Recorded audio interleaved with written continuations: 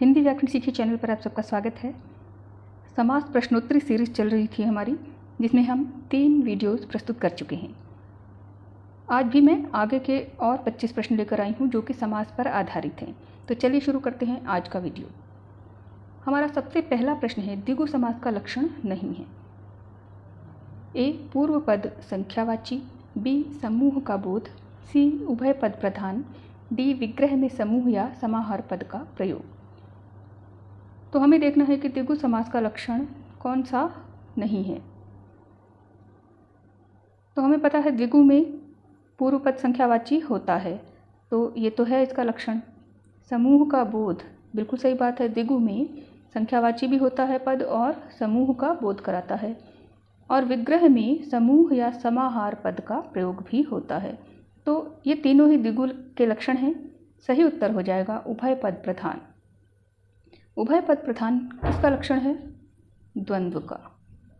उभय का अर्थ होता है दोनों पद प्रधान होते हैं द्वंद्व में।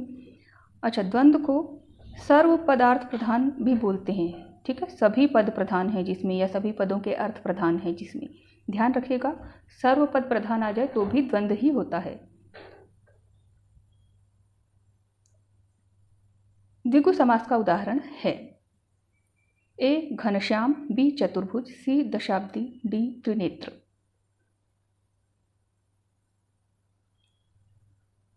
तो इसमें बी में भी हमें संख्या दिखाई दे रही है। चतुर्भुज 4 की संख्या दिखाई दे रही है, दशाब्दी में 10 की संख्या दिखाई दे रही है, और डी में यानी 3 की संख्या। तो इसका अर्थ है कि घनश्याम तो नहीं है। इसके बाद हमें चुनना है द्विगु का उदाहरण कौन सा है। तो देखिए, चतुर्भुज 4 भुजाएं हैं जिसकी, अर्थात ब्रह्मा, तो ये बहुव्रीहि का बन रहा है। त्रिनेत्र, ये भी शिव जी का नाम है, 3 नेत्र हैं जिनके, तो ये भी बहुव्रीहि का हो गया। इस प्रकार हमारा उत्तर क्या निकल कर आया? सी दशाब्दी, 10 वर्षों का समूह। अब्द होता है वर्ष, साल, ठीक है। 10 अब्द, अब्द क्या होता है? वर्ष। तो इस प्रकार से सही उत्तर हो जाएगा सी।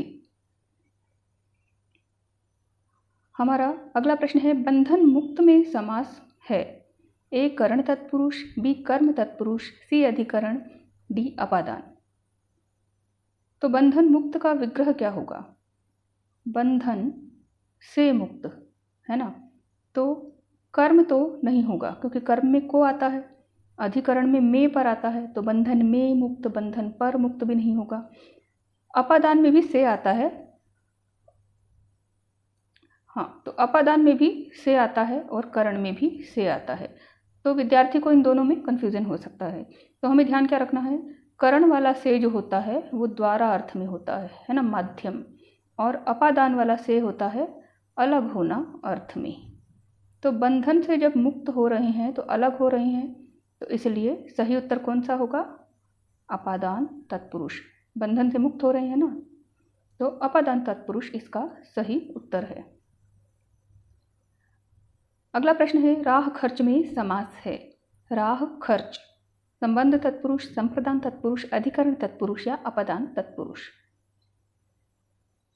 इसमें राह खर्च का विग्रह हमें पता होना चाहिए, फिर हम आसानी से उत्तर बता देंगे। तो संबंध तत्पुरुष होने का मतलब है इसका विग्रह होगा राह का खर्च। संप्रदान है तो इसका विग्रह होना चाहिए राह के लिए खर्च। और अधिकरण है तो इसका विग्रह हमने क्या कर दिया? राह में खर्च। और अपादान है तो राह से खर्च। तो हम देख रहे हैं कि ये बिल्कुल नहीं हो सकता है, ये भी गलत है। और जो संबंध तत्पुरुष मानते हैं उनका उत्तर गलत है। ये राह का खर्च नहीं होता है, इसका सही उत्तर है, ध्यान रखिएगा, संप्रदान तत्पुरुष, राह के लिए खर्च। चलिए बढ़ते हैं अगले प्रश्न की ओर। रेल भाड़ा में समास है। ये भी वैसा ही शब्द आ गया जैसे राह खर्च था। तो करण तत्पुरुष है, कर्म तत्पुरुष है, अधिकरण तत्पुरुष है या अपादान तत्पुरुष है। तो रेल भाड़ा का विग्रह होता है रेल के लिए भाड़ा। तो रेल का भाड़ा नहीं होगा, इसलिए यहाँ पर रेल के लिए भाड़ा। यहाँ ऑप्शन में संप्रदान होना चाहिए था, रेल के लिए भाड़ा। तो सही उत्तर हो जाएगा संप्रदान।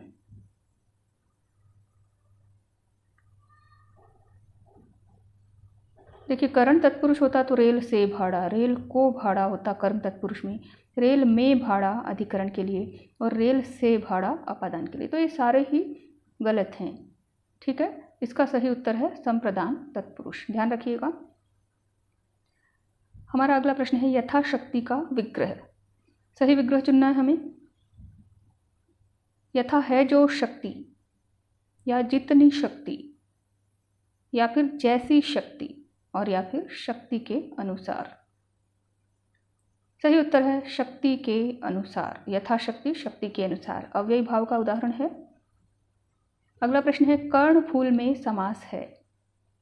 संप्रदान तत्पुरुष, संबंध तत्पुरुष, अधिकरण तत्पुरुष, अपादान तत्पुरुष।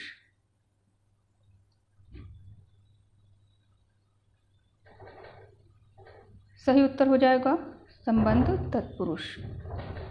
कर्ण के लिए फूल।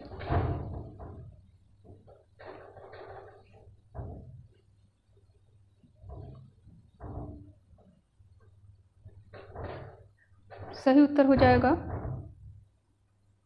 संप्रदान तत्पुरुष। कर्ण के लिए फूल, कान के लिए फूल।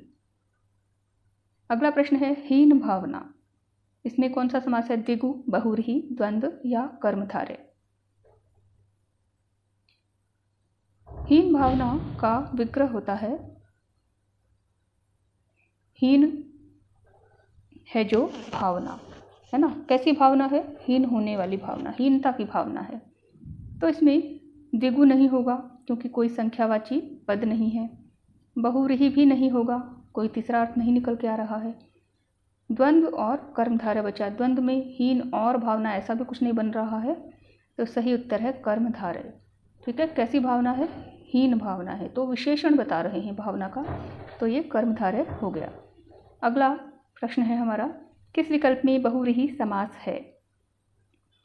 ए चतुरानन, बी चतुर्युग, सी पंचपात्र और डी त्रिभुवन। तो देखिए, इन सब में हम देख रहे हैं कि पूर्व पद संख्यावाची है ना। एक में चतुर है, दूसरे में भी चतुर, तीसरे में पंच और चौथे में त्रि। तो हमें ध्यान से देखना है कि बहुव्रीहि का उदाहरण कौन सा है। तो त्रिभुवन जो है द्विगु का उदाहरण है। 3 भुवनों का समाहार, 5 पात्रों का समाहार, 4 युगों का समाहार चतुर्युग। चतुरानन, इसका मतलब 4 मुखों का समूह नहीं है, इसका अर्थ है 4 मुख हैं जिसके, अर्थात ब्रह्मा। तो इसलिए ये बहुव्रीहि का उदाहरण है और यही हमारा सही उत्तर है। तो इसका सही उत्तर हो जाएगा चतुरानन। ठीक है, हमारा अगला प्रश्न है करण तत्पुरुष का उदाहरण नहीं है। पदच्युत, ईश्वर प्रदत्त, तुलसीकृत, मनमाना। करण तत्पुरुष का उदाहरण नहीं है। तो इसमें देखिए, पदच्युत का अर्थ क्या हुआ? पद से च्युत, यानी अलग हो रहा है। पद से च्युत का अर्थ होता है अलग होना। तो अलग जो है कौन से तत्पुरुष में आता है? अपादान में, तो ये नहीं है। ईश्वर प्रदत्त, ईश्वर द्वारा प्रदत्त, है ना, ईश्वर से या ईश्वर द्वारा, तो ये करण का हो गया। तुलसी कृत, तुलसी द्वारा कृत। मन माना, मन से माना। तो ये तीनों ही करण के उदाहरण हैं। तो हमारा सही उत्तर क्या हो जाएगा? यानी करण का उदाहरण कौन सा नहीं है? पदच्युत। अगला प्रश्न है कौन से विकल्प में सही समास विग्रह है? तो समास विग्रह करके दिया हुआ है, हमें चुनना है कौन सा सही है। ए विद्या का आलय विद्यालय, वन का वास वनवास, पुरुष और उत्तम पुरुषोत्तम, सत्य के लिए आग्रह सत्याग्रह। यहाँ पर वन का वास गलत है, वन में वास होता है। पुरुष और उत्तम नहीं होता है, पुरुषों में उत्तम या उत्तम है जो पुरुष, तो ये दोनों गलत हैं। विद्या का आलय नहीं होता है, विद्या के लिए आलय विद्यालय, तो इसलिए इसमें सत्य के लिए आग्रह ये बिल्कुल सही हो गया। हमारा सही उत्तर है सत्याग्रह। अगला प्रश्न है लंबा है उदर जिसका, इसका सही समस्त पद क्या है? गजानन, गणेश, लंबोदर या गणपति? देखिए सभी प्रश्न चुन चुन कर आपके लिए लाए गए हैं और पुरानी परीक्षाओं में आए हुए हैं, तो इसलिए ध्यान से इनको आप हल कीजिए, इनका अभ्यास कीजिए। कई बार प्रश्न रिपीट भी हो जाते हैं, तो इससे आपको काफ़ी फ़ायदा मिलता है। तो हमें दिख रहा है कि लंबा है उधर जिसका, इन सबके अर्थ तो गणेश जी ही हैं, लेकिन ये समास की दृष्टि से नहीं होंगे उत्तर। तो सही उत्तर होगा लंबोदर, क्योंकि लंबा है उधर जिसका ये बात केवल इस शब्द में हुई है। हमारा अगला प्रश्न है देश प्रेम का सही समास विग्रह। देश की भक्ति, देश का प्रेम, देश के लिए प्रेम, देश पर प्रेम। तो ध्यान रखिएगा, इसका सही उत्तर है देश के लिए प्रेम। दही बड़ा का सही समास विग्रह है। दही और बड़ा, दही का बड़ा, दही के लिए बड़ा या दही में डूबा हुआ बड़ा। इसका सही उत्तर हो जाएगा डी, दही में डूबा हुआ बड़ा। हमारा अगला प्रश्न है कौन से विकल्प के सभी समस्त पद अपादान तत्पुरुष के उदाहरण हैं? ध्यान से हमें चुनना है कि किस विकल्प में दोनों शब्द अपादान तत्पुरुष के हैं। तो देखिए पहले में पदच्युत, पद से च्युत, देश निकाला, देश से निकाला। पथ भ्रष्ट, पथ से भ्रष्ट, यह अपादान का है, लेकिन विद्यालय अपादान का नहीं है। विद्या के लिए आलय होता है। वनवास, वन में वास, विवाह से इतर, विवाह से अलग, तो इसमें वनवास नहीं है अपादान का। राजपुत्र भव सागर, ये दोनों ही अपादान के नहीं हैं। राजा का पुत्र और भव रूपी सागर, ये कर्मधारय का हो गया। तो इस प्रकार से हमारा सही उत्तर क्या है? पदच्युत और देश निकाला, ये दोनों ही अपादान तत्पुरुष के उदाहरण हैं। अगला प्रश्न है नर रूपी सिंह का सही समस्त पद रूप है। देखिए ये प्रश्न एलडीसी की परीक्षा में आया हुआ है 2018 में, और इसमें परीक्षा में जो प्रश्न पत्र है, प्रश्न पत्र में प्रश्न का रूप अशुद्ध है। आप ध्यान दीजिएगा, अगर आपको प्रश्न दिखाई देता है तो वहाँ परीक्षक ने पूछा है सिंह रूपी नर का समस्त पद बताना है। तो मैं पिछले वीडियो में भी चर्चा कर चुकी हूँ कि सिंह रूपी या नर रूपी, इसमें बहुत कन्फ्यूजन है लोगों को, और ये सिंह रूपी अगर करते हैं तो गलत है। जैसे अभी मैंने भव सागर का बताया, तो सागर रूपी भव नहीं है, भव रूपी सागर है। तो ऐसे ही नर रूपी सिंह होना चाहिए। तो उस प्रश्न पत्र में, उस प्रश्न में ये गलती हुई है। हो जाती है प्रश्न पत्रों में गलती, और आजकल तो बहुत ज़्यादा होती है। खैर, तो आपको ध्यान दिलाने का कारण ये है कि आप ध्यान रखें। चलिए, तो हमारे विकल्प हमें चुनने हैं सिंहा नर, नर सिंहा, नर सिंह या सिंह नर। तो नर रूपी सिंह का उत्तर हो जाएगा नर सिंह। सही उत्तर है नर सिंह। ठीक है, अगला प्रश्न है हमारा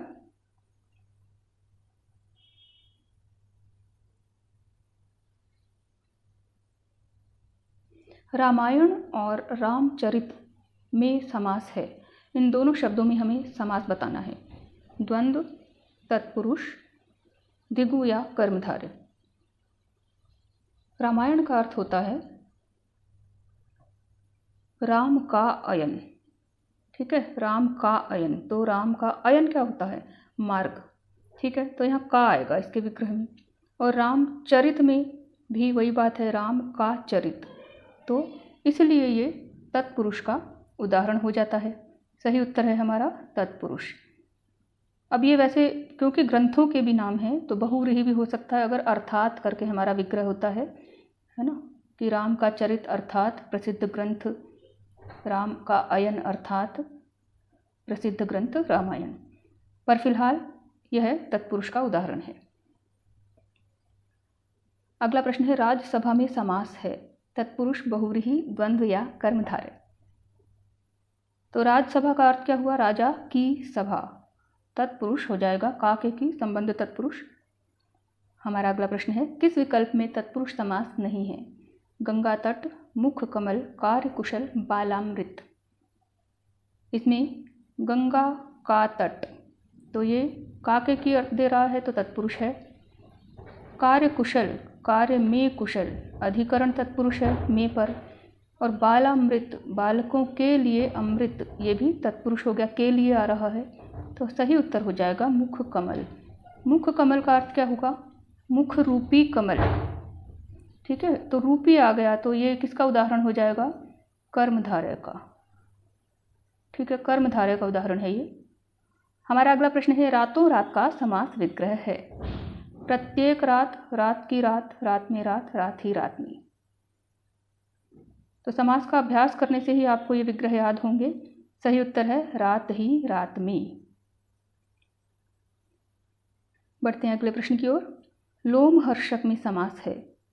लोमहर्षक कर्म तत्पुरुष, संप्रदान तत्पुरुष, अधिकरण तत्पुरुष या अपादान तत्पुरुष? सही उत्तर हो जाएगा कर्म तत्पुरुष। क्यों होगा? देखिए, लोमहर्षक का अर्थ होता है लोम को हर्षाने वाला, यानी कि हमारे रोम रोम को जो हर्षित कर देता है वो। तो लोम को हर्षाने वाला, को किसका चिन्ह होता है? को होता है कर्म का, तो कर्म तत्पुरुष का उदाहरण है ये। अगला प्रश्न है मदान्ध में समास है। करण तत्पुरुष, संप्रदान तत्पुरुष, अधिकरण तत्पुरुष या अपादान तत्पुरुष? सही उत्तर है करण तत्पुरुष। देखिए, इसमें विग्रह का ध्यान रखना है। मद से अंधा, ठीक है, मद से अंधा है ये, यानी कि व्यक्ति के अंधा होने में जो मद है, जो अहंकार है, वो क्या है? माध्यम है, कारण है। तो करण कारण ही होता है, तो इसलिए मदान्ध जो है वो करण तत्पुरुष का उदाहरण है। अगला प्रश्न देखिए, जन्मांध में समास है। अब पिछला क्या था? मदान्ध, और ये क्या है? जन्मांध। तो उदाहरण ये बताना हमें कौन से समास का है। तो ध्यान रखिएगा, मदान्ध देखकर जन्मांध में भी वही उत्तर नहीं करना है, इसका विग्रह अलग है।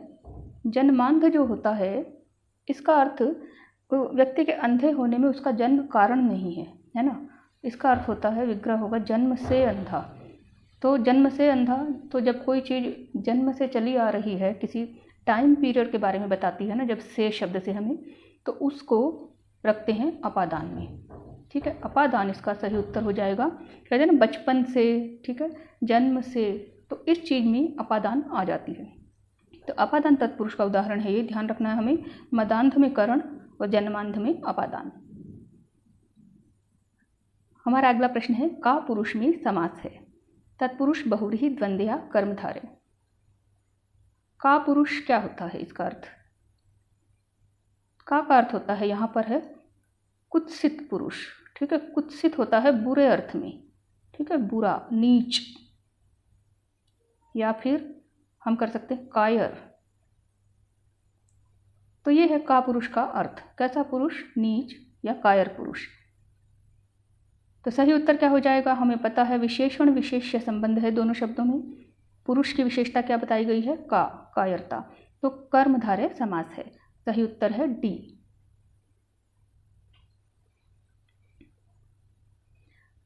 अगला प्रश्न है, और हमारी इस सीरीज का अंतिम प्रश्न, इतरेतर, समाहार और एक शेष किस समास के भेद हैं? तत्पुरुष, बहुव्रीहि, द्वंद्व या कर्मधारय? तो ध्यान रखना है, इतरेतर, समाहार और एक शेष द्वंद्व समास के भेद हैं। द्वंद्व समास 3 प्रकार का होता है, इतरेतर, समाहार और एक शेष। तो जिन शब्दों में दोनों पद अलग अलग अपना महत्व रखते हैं वो इतरेतर होता है। जिसमें दोनों पद एक समूह का बोध कराते हैं द्वंद्व में। ठीक है, यहाँ पर द्विगु से कंफ्यूज नहीं होना है। जैसे कि मैं आपको एक उदाहरण दे देती हूँ, जैसे कि रुपया पैसा। अब रुपया पैसा जो है, रुपया और पैसा, इसमें क्या होता है, ये एक समूह का भी बोध करा रहे हैं। केवल रुपया और पैसा की बात नहीं है, सारी धन दौलत जितनी भी है उस सब का बता रहे हैं, इसके अर्थ दे रहा है।